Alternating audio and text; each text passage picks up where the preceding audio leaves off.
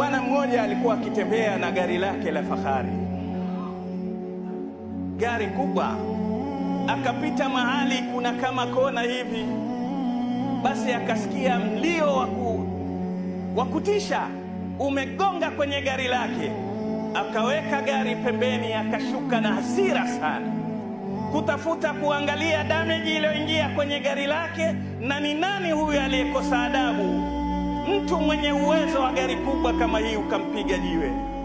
Akaona gari limeumia sana, akaanza kutafuta, akamwona kuna kijana uko kona pale pembeni na unyonge, machozi walia.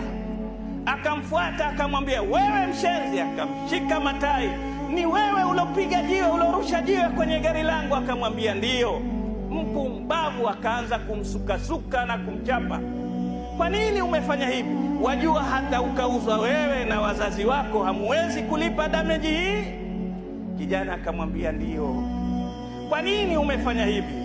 Akamwambia wallahi sikupenda kwako, ni tatizo lilonifika, mwisho nimefanya nililojaliwa kulifanya. Tatizo gani?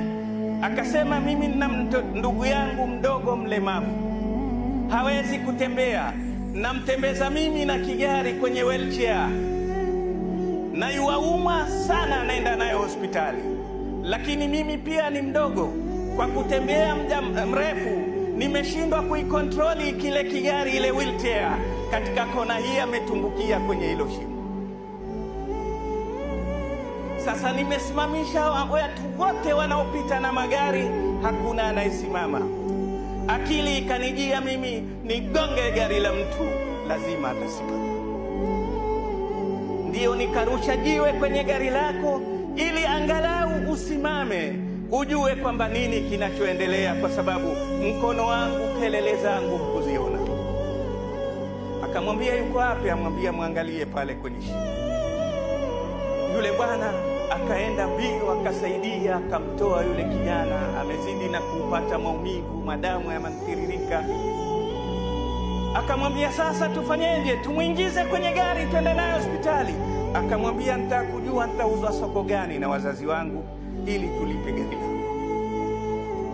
Akamwambia la, hapa hakuna tena cha kuuzwa, kwa sababu hili gari sitolitengeneza tena, nitatembea hivi hivi ili nisipate mwingine wa kunikumbusha, nijue kwamba hii dunia kuna mambo yanapitika, na ukakamilika, kuna siku utapata hasara mbele ya kuwa kila siku utafaidika. Mfano huu ni mimi na wewe katika maisha yako.